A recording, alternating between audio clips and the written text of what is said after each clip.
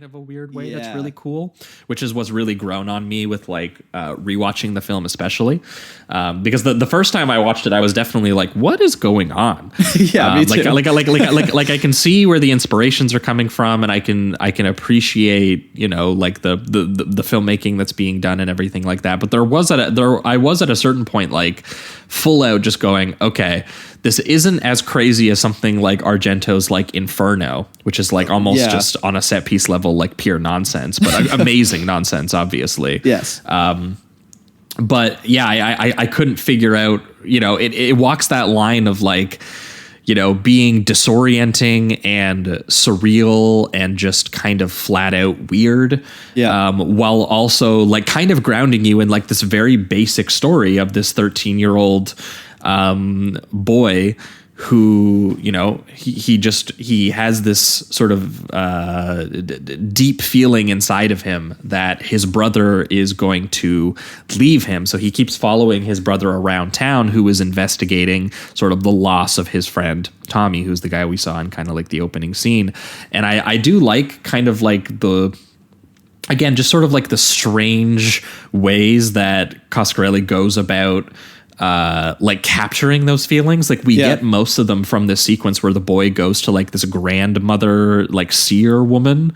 And he starts telling her about all of these, you know, sort of anxieties and kind of fears that he has. And, you know, we get like these flashback moments that were probably longer scenes in the original film of like the brother out on the road and, you know, teaching him how to work on his Plymouth Barracuda, you know, sort of like matte black car and everything. And there's little lines about how funerals kind of like give me the creeps, I think is something the brother says at one point too. But and it's edited between these two sequences where like you're getting what the younger brother is doing, what the older brother is doing, and these sort of like subjective flashback dream moments that are the kids, which is him trying to express his feelings to the grandmother. So you get all of this kind of edited into like sort of like one thing.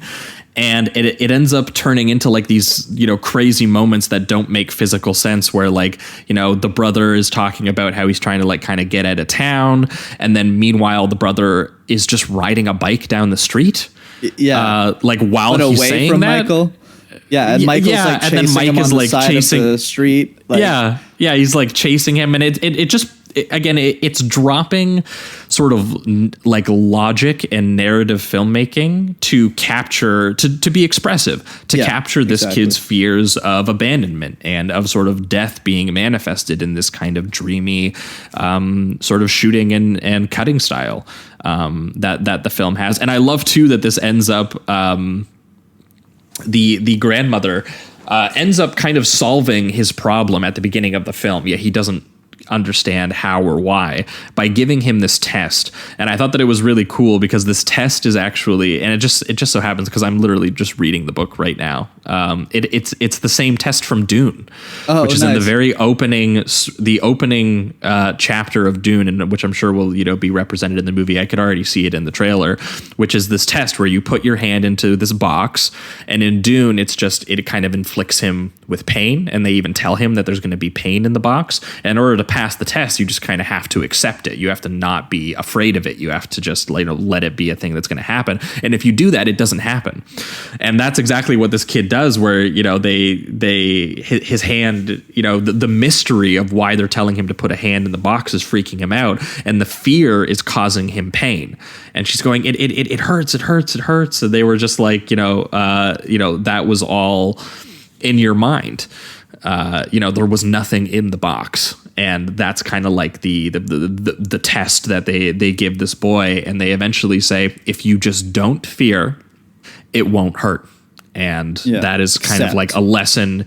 If you just accept it on some level, if you don't let it control you or make you afraid. And that ends up being like super important, because this whole movie is a kid, you know, dealing with these grown up realities of, you know, people are sometimes in your life and then sometimes they're not in your life. And like that, you know, it makes sense for a kid to kind of come up with this surreal supernatural reasoning why that would happen. Right, because I think they say that they lost because their it makes parents. sense. Yeah, and they lost their parents when they were even younger than they are now, I think. So Mike definitely has a fear of death, and he feels abandoned, even though obviously it wasn't his parents' fault. But I think that correlation draws right to his relationship with his brother, where he feels like even though his brother is still alive, we think so far, that he could still leave him, and it would be the same type of abandonment that he felt when his parents passed away. And so it's kind of like Mike's the idea of his brother. Yeah, the idea that his brother would just be like, I'm going to move out of this small town in my nice car and go live a different life. That to him is the same, he's experiencing the same feelings as if, his parents died. Right. Which is, obviously it's very kind of childish, which is kind of like the point of the movie as well, that all of this is from the point of view of a child. Yes. And what a child would find particularly scary too, which is always kind of fun, even though there are some stuff that's genuinely scary. But I did find, some of the things like being chased by like a silver sphere. Like at first it's just kind of ridiculous. You're like, wait, what?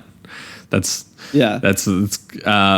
then obviously you see that thing actually take the spike knife out or whatever, land in the dude's skull and start drilling into his skull and then shooting, leaking blood like everywhere. Like a fountain. Just unbelievable. And they also have some really cool, like, it's almost like Predator vision where they go into the spheres. I don't know if it's like it's technology, if it's got a working brain. I don't fucking know. But it has all this, the like, sci-fi lore here is hilarious. Yeah. It's got this like red and black vision as it